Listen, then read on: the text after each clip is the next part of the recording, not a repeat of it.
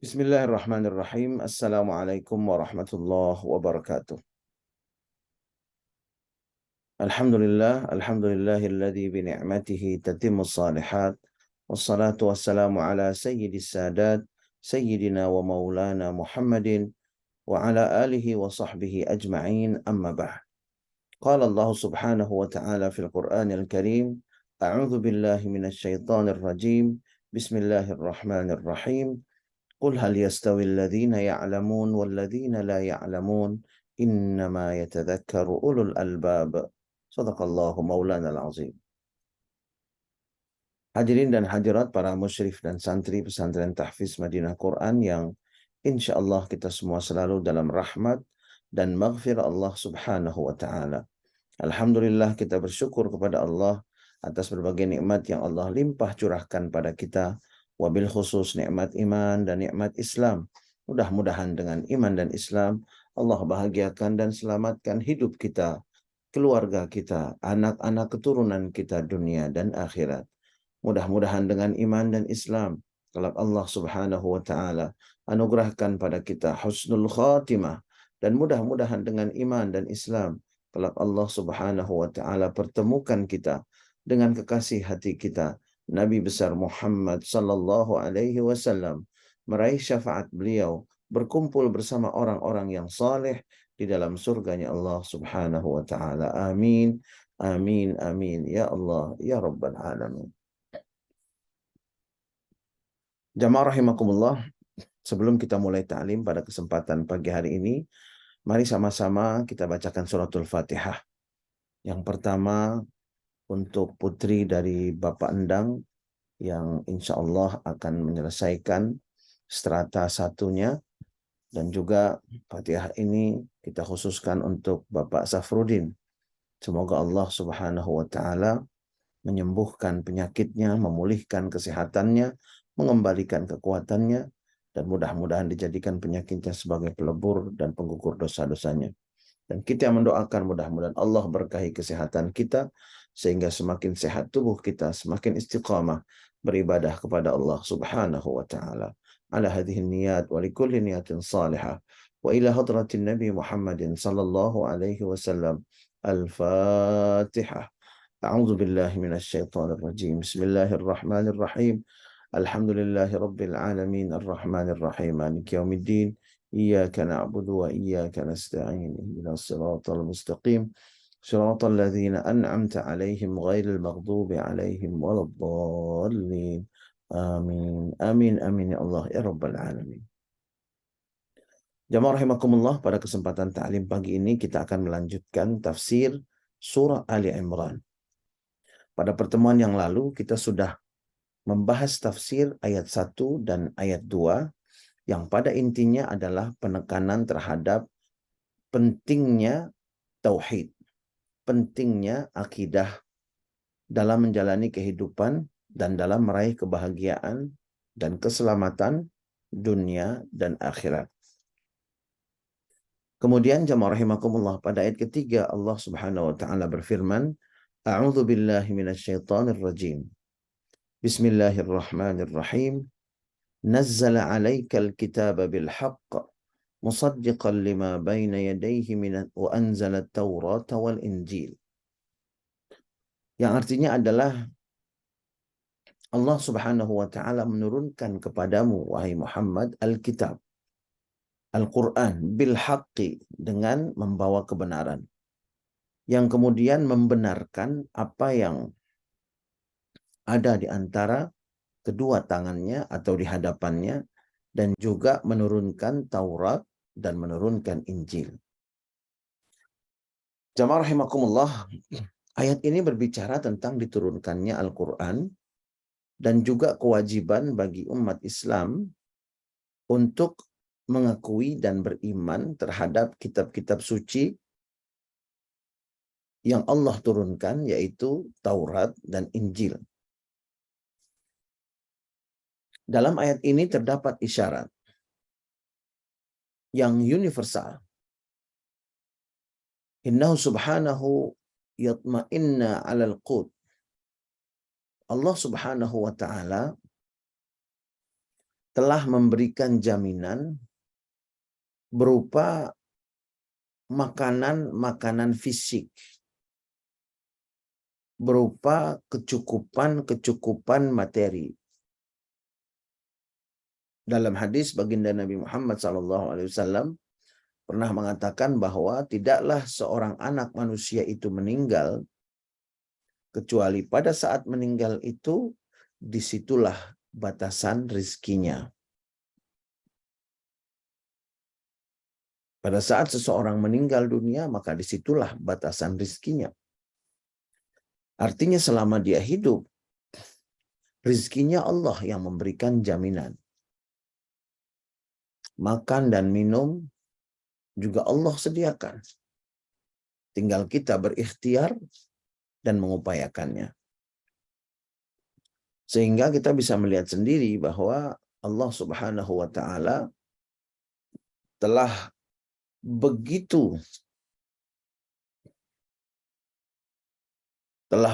luasnya, telah begitu sayangnya kepada kita, sehingga menyediakan dan menjamin apa yang kita butuhkan dalam kehidupan sehari-hari kita yang berkaitan dengan materi.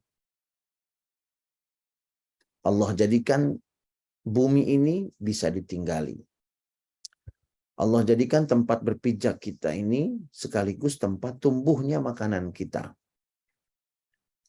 Allah jadikan hewan-hewan yang banyak terdapat di muka bumi ini ditundukkan kepada manusia sehingga bisa diternakkan, lalu kemudian bisa dimanfaatkan sesuai kebutuhan manusia.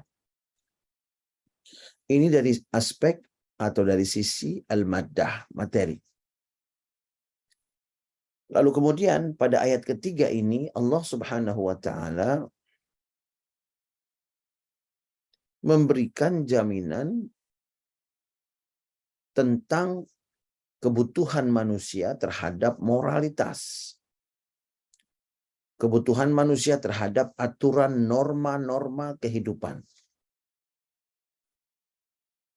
Sehingga pada ayat ini Allah Subhanahu wa Ta'ala menegaskan bahwa kalau materi sudah aku siapkan untuk kalian, wahai manusia, maka aku juga sudah menyiapkan untuk kalian tuntunan moralitas,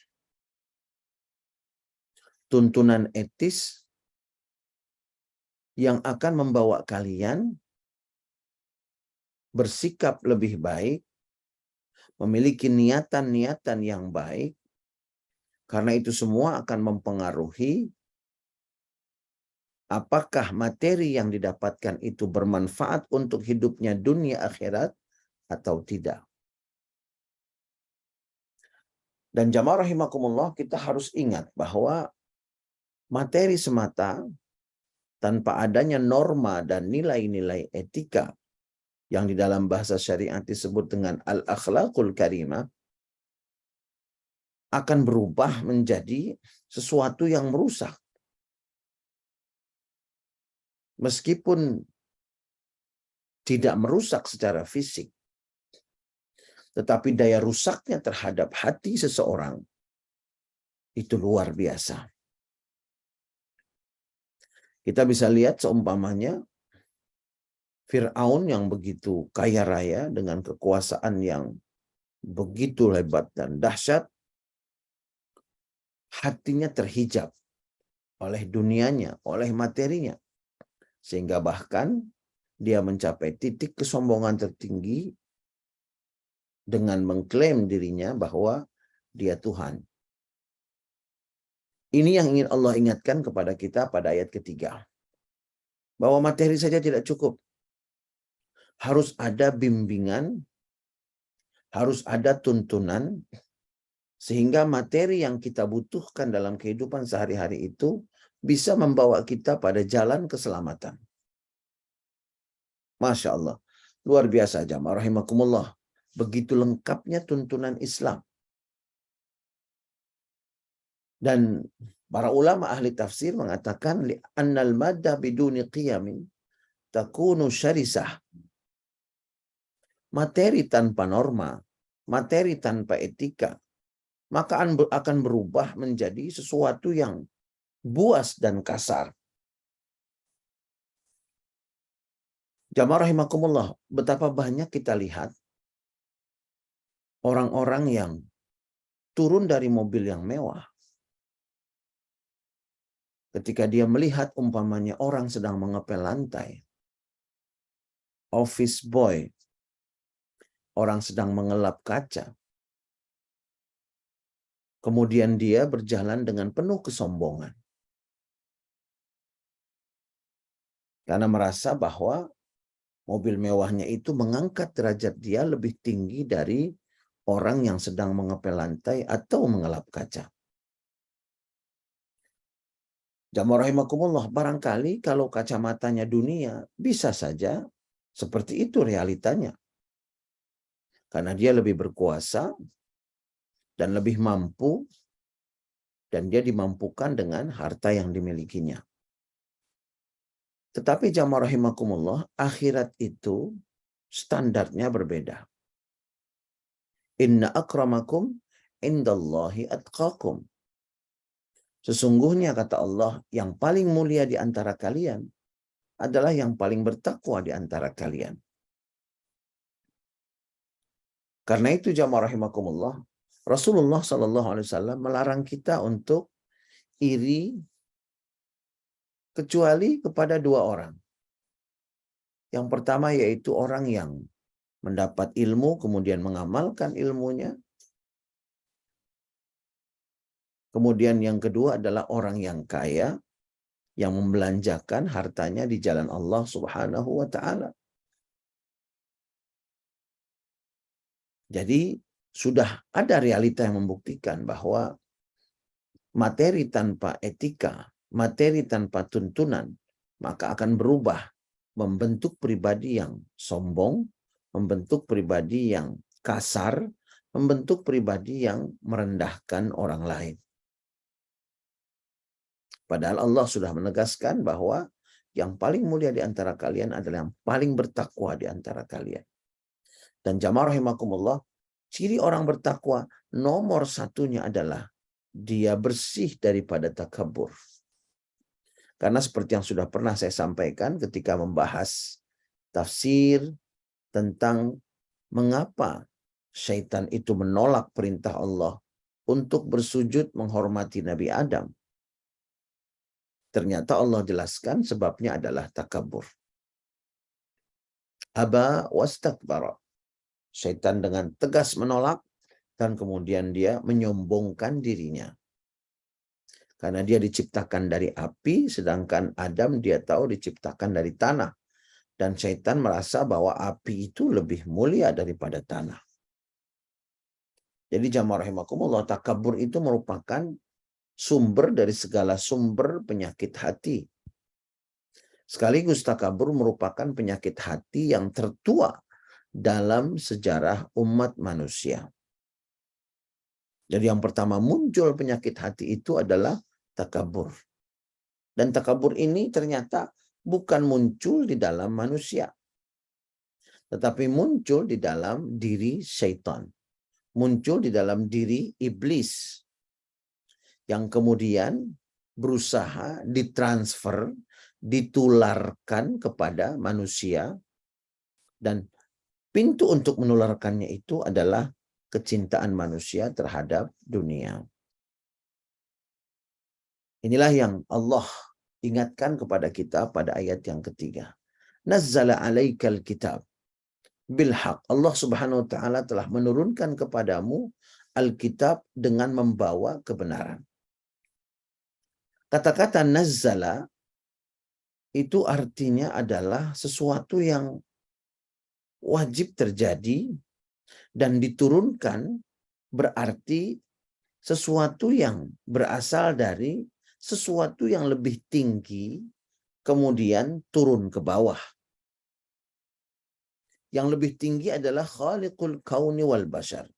Jadi ketika kita membaca ayat Al-Quran, nazzala, anzala, nazala, yang artinya turun, maka Allah Subhanahu wa taala menginginkan kepada kita untuk mengingat bahwa Al-Quran ini berasal dari zat yang maha tinggi, diturunkan kepada makhluknya yang bernama manusia, yang memiliki berbagai kekurangan, sehingga semestinya manusia yang beriman itu yakin seyakin-yakinnya bahwa Al-Quran yang Allah turunkan itu adalah bimbingan dan tuntunan terbaik dalam kehidupan kita. Sehingga jamaah rahimakumullah, kita harus yakin bahwa apa yang diturunkan Allah kepada kita itu yang terbaik untuk kita. Karena berasal dari sesuatu yang jauh lebih tinggi dari kita, dan kita berada jauh di bawah Allah Subhanahu wa taala, tidak bisa dibandingkan. Nah, inilah yang semestinya menumbuhkan keyakinan bahwa Al-Qur'an adalah pembimbing dan penuntun yang terbaik. Lalu kemudian jamaah rahimakumullah,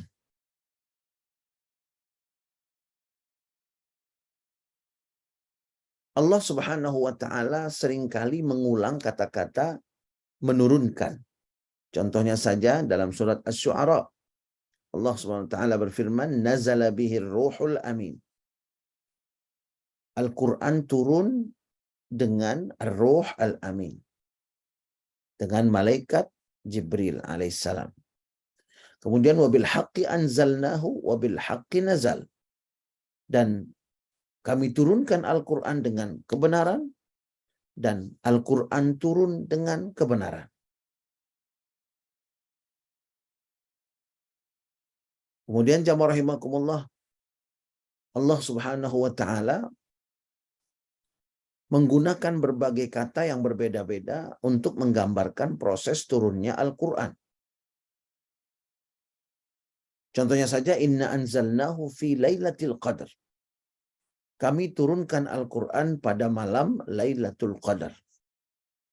Nah, ini jamaah rahimakumullah bisa kita lihat ada inzal dari naza anzala, ada tanzil dari nazzala. Sehingga para ulama tafsir mengatakan bahwa inzal, anzala, contohnya dalam surat Al-Qadar, inna anzalnahu fi lailatul qadar, bahwa Al-Quran itu proses turun pertamanya adalah dari Lauhil Mahfuz ke langit dunia, yaitu di suatu tempat yang bernama Baitul Ma'mur. Al-Quran 30 juz Allah turunkan dari Lauhil Mahfuz ke langit dunia secara sekaligus.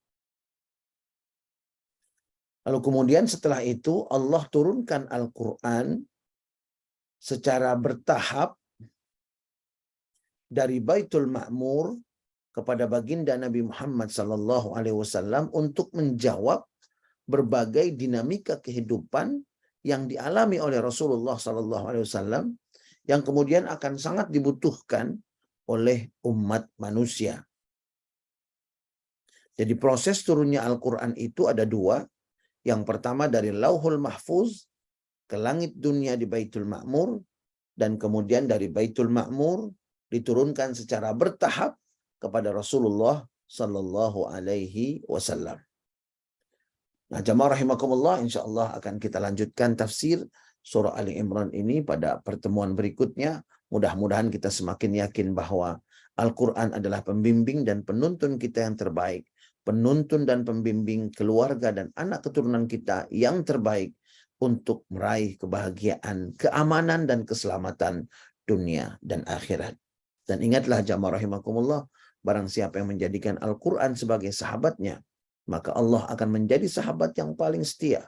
Al-Quran akan menjadi sahabat yang paling setia, yang mendampingi dia pada saat di dunia, pada saat sakaratul maut, pada saat berada di dalam kubur, pada saat dihisab amal ibadahnya, pada saat dia harus melewati jembatan as-sirat, sampai kemudian dia pastikan bahwa sahabatnya ini sudah menempati derajat tertinggi di dalam surganya Allah Subhanahu wa taala, barulah pada saat itu Al-Quran akan meninggalkannya. Mudah-mudahan kita mampu melihat Al-Quran dengan kacamata yang berbeda, dengan pandangan yang berbeda. Bukan hanya satu kitab yang berisi lembaran-lembaran kertas, tetapi juga kita berubah pandangan kita bahwa Al-Quran adalah sahabat kita yang paling setia dunia dan akhirat. Bismillahirrahmanirrahim. Alhamdulillahirabbil alamin. Allahumma shalli ala sayyidina Muhammad wa ala ali sayyidina Muhammad. Allahumma la tada' lana fi majlisina hadza dhanban illa ghafartah wa la hamman illa farajtah wa la karban illa kashaftah wa la aiban illa satartah ولا مريضا إلا شفيته ولا دينا إلا قضيته ولا حاجة من حوائج الدنيا والآخرة إلا قضيتها ويسرتها يا الله رب العالمين. ربنا هب لنا من أزواجنا وذرياتنا قرة أعين واجعلنا للمتقين إماما. ربنا اغفر لنا ولوالدينا وارحمهما كما ربيانا صغارا. ربنا آتنا في الدنيا حسنة وفي الآخرة حسنة وقنا عذاب النار. وصلى الله على سيدنا ومولانا محمد وعلى آله وصحبه وسلم. Walhamdulillahi Rabbil Alamin. Kita tutup dengan doa kafaratul majlis. Subhanakallahumma wa bihamdika asyhadu an la ilaha illa anta astaghfiruka wa atubu ilaik. Billahi taufiq wal hidayah. Wassalamualaikum warahmatullahi wabarakatuh. Waalaikumsalam warahmatullahi wabarakatuh. Syukran Buya, jazakum khairan katsiran.